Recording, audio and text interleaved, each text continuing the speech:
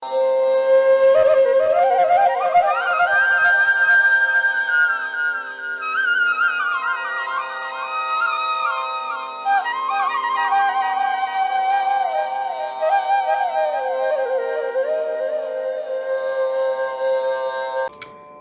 നമസ്കാരം. ഞാൻ നിങ്ങളുടെ സ്വന്തം പി ആർ മുരളി. എല്ലാവർക്കും പെർഫെക്റ്റ് നൊട്ടേഷൻസ് ട്യൂട്ടോറിയൽ ക്ലാസ്സിലേക്ക് വീണ്ടും സ്വാഗതം. നമ്മൾ തുടങ്ങി വെച്ച തേനും വയമ്പും നാവിൽ തൂവും വാനമ്പാടി എന്ന ഗാനത്തിൻ്റെ പല്ലവിയാണ് നമ്മളിന്ന് പഠിക്കാൻ പോകുന്നത്. പല്ലവിയിലേക്ക് പോകുമ്പോൾ പാട്ടിൻ്റെ താളം തിസ്രനട ഞാൻ പറഞ്ഞില്ല തോന്നുന്നു. തിസ്രനട എന്ന് പറയുമ്പോൾ 1 2 3 1 2 3 1 2 3 3/4 എന്ന് പറയും വെസ്റ്റേൺ മ്യൂസിക്കിൽ. വയലിൻ്റെ കുറച്ച് പോർഷൻസ് മാത്രം ആദ്യ താളത്തിൽ ആണ് വായിച്ചത്. അത് കഴിഞ്ഞിട്ട് പിന്നെ ഫ്ലൂട്ടിൻ്റെ പീസിന് മുമ്പുള്ള ഡുക്കി തൊട്ട് എല്ലാം 3/4 അടങ്ങിയത്. അപ്പോൾ 1 2 രീഗ സ രീഗ പ സ തേനും വയമ്പും 1 രീഗ സ രീഗ പ സ 1 2 രീഗ 2 ബീറ്റ് കണ്ട വരിക. 1 2 രീഗ സ രീഗ പ സ 1 2 തേനും വയമ്പും 1 2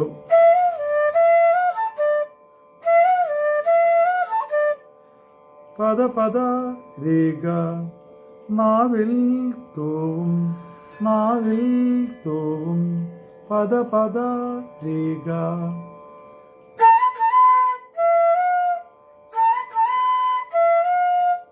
വാനമ്പാടി രീസ രീസ രീസ രീസ വാനമ്പാടി.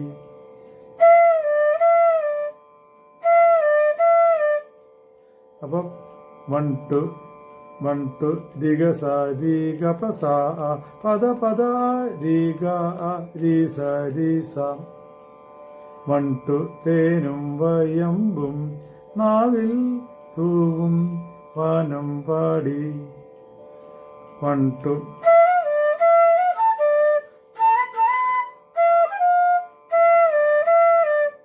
രീഗ എന്ന് ഒരു മക ടച്ച് വരുന്നുണ്ട്. ഫ്ലൂട്ടിൽ അത് കട്ടാവും എങ്കിലും വായിക്കാം. 1 2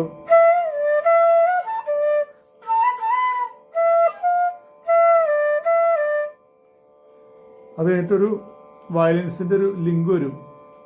ഗപദ പദ പദ പ ഗരിസ ഗപദ പദ പദ പ ഗരിസ ഗപദ പദ പദ പ ഗരിസ.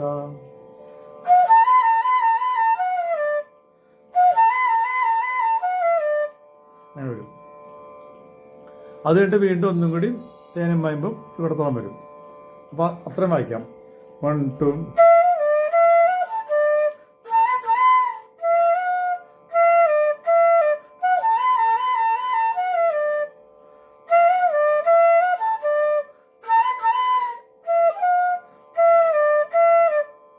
അതുകൊണ്ട് രാഗം ശ്രീരാഗം രാഗം ദാസ 1 2 3 1 2 3 1 ശ്രീ സരി സരി രാഗം സാദാദ ദാസ 1 2 3 1 2 3 1 സരി സരി സാദാ 1 2 1 2 3 അവിടെ തുടങ്ങും. അപ്പോൾ രാഗം ശ്രീരാഗം അത് ഫ്ലൂട്ടിൽ വായിക്കാം.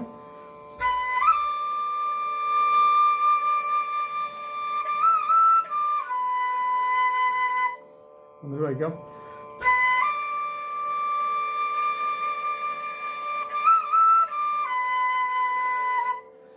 പാടൂ നീ പാടൂ പാതിത പാനിത അവിടെ ചെറിയത വരും. പാനിത നീയും വരും ചെറിയതായും വരും. പാനിത പാടൂ പാതാന്ന പറയുക. പക്ഷെ പാനിത എന്ന പാടിക്കുന്നത്. പാടൂ 1 2 3 1 2 3 1 ദരി സരി ദരി സരി നീ നീ നീ ദരി സരി നീ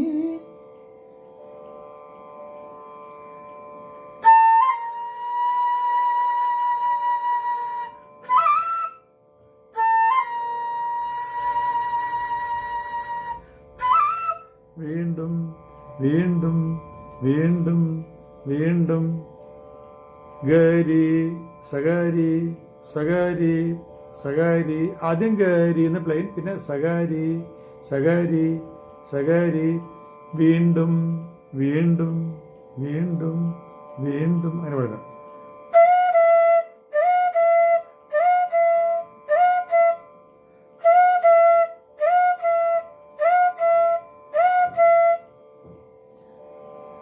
അപ്പോൾ രാഗം ശ്രീരാഗം പാടു നീ വീണ്ടും അത്രയും പാടാം.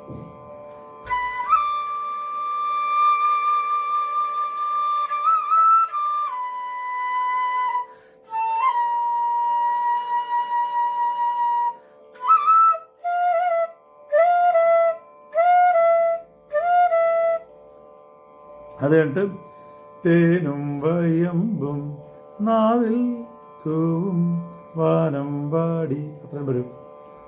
1 2 രീഗ സ രീഗ പ സ പദ പദ രീ മഗ രീ സ രീ സ.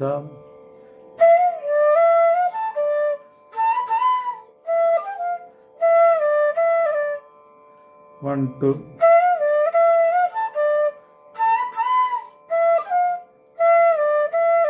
അത്തോടെ വരും. അപ്പം മുഴുവനായിട്ട് ഞാനൊന്ന് വായിക്കാൻ ശ്രമിക്കാം.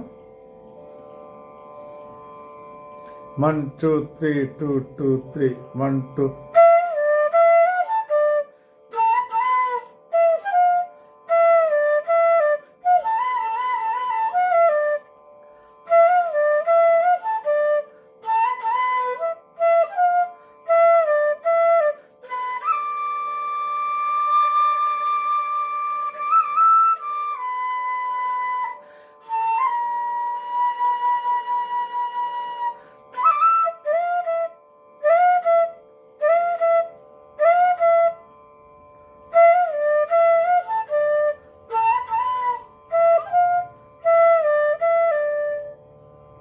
ഇങ്ങനെയാണ് ഈ പല്ലവി വരുന്നത്.